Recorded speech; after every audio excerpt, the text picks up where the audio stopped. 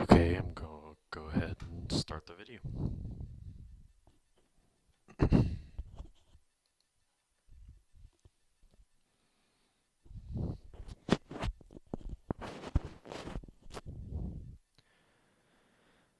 Hello, my name is Tim Wood, and I am a member of the Florida Association of the Deaf, or FAD.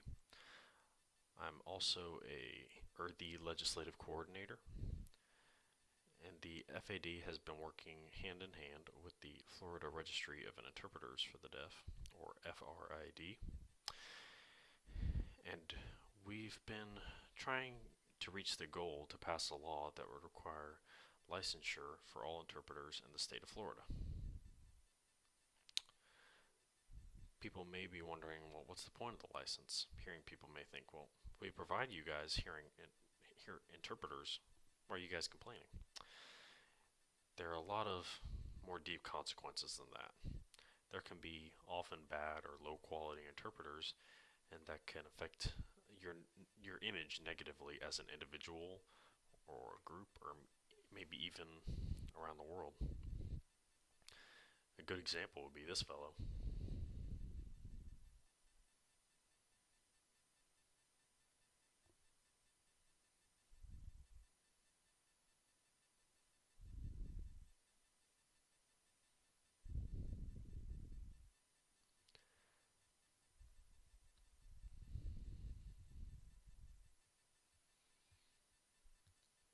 Now, many people kind of think, what is he saying? What is he doing?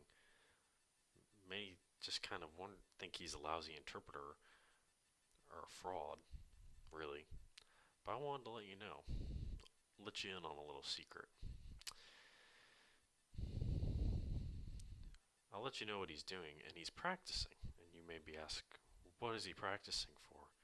Really, he's been practicing for this.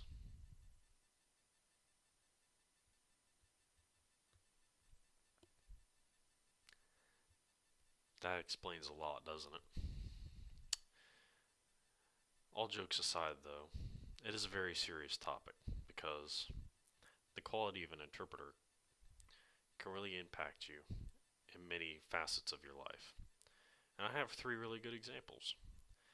Imagine if you had a surgery or a medical problem and you had to have surgery, and talking to your doctor, that's an important meeting.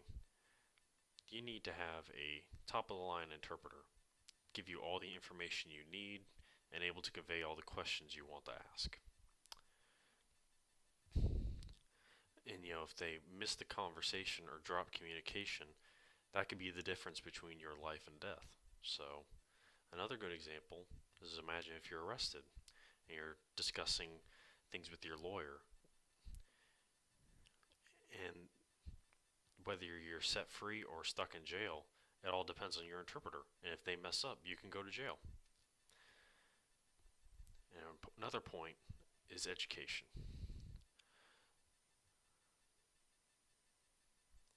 So, in the past, these kinds of laws have been passed for licensure for educational interpreters.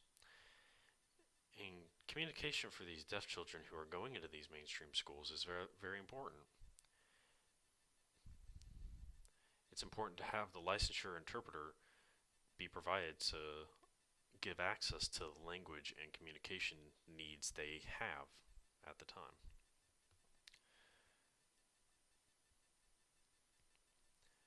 But now it's oftentimes that they follow very low or no standards when it comes to qualities of an interpreter. Now we need to have a national and fair standard for interpreters set up by someone so that the deaf can be confident that they can find a highly skilled and qualified and capable interpreter. Another good example from before, when I was discussing the doctor and the lawyer and whatnot, imagine if you're having a very important meeting, a job interview, and imagine the interpreter comes in and you're discussing with the job interview, and the boss asks, what are your qualifications?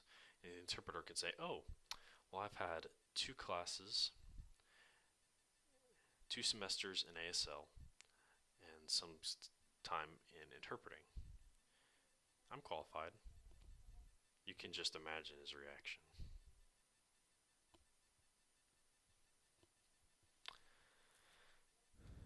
That is a consistent problem today, and we have to do something.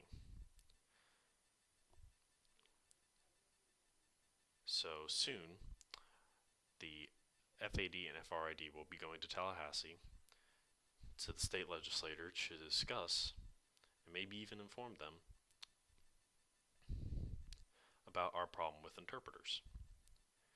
And many legislators may be surprised and realize that this problem is more serious than they originally thought. So, we finished our part with starting this. Now it's your turn. On the 25th of November,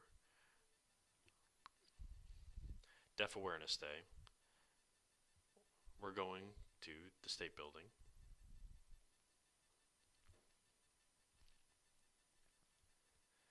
The Capitol building in Tallahassee.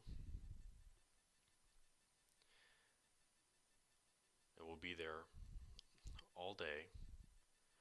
And I want to see an army of the deaf kind of flood this place. I don't want to see people who just assume, oh, somebody else will go, they'll go for me, and I'll just stay at home. I want everyone.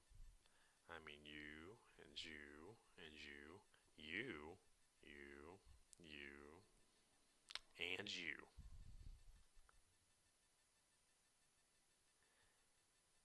Yes, you.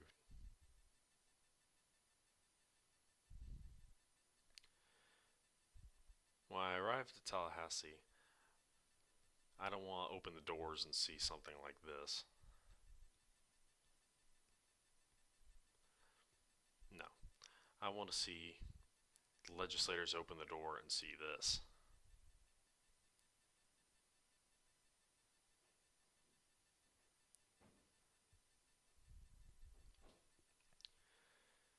If the legislators see this massive crowd, they may realize that these three things that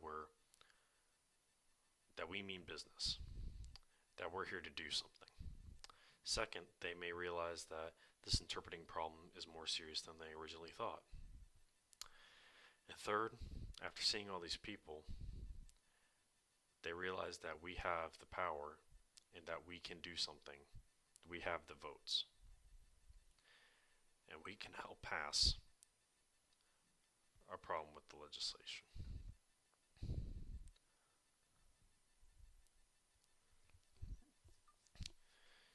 If we're successfully passed this bill into law, we can celebrate because we can finally make deaf history in the state of Florida. So I hope to see you and you and you. Yes, you too. I want to see you all in Tallahassee on September 25th. Have a good day. Thank you for watching.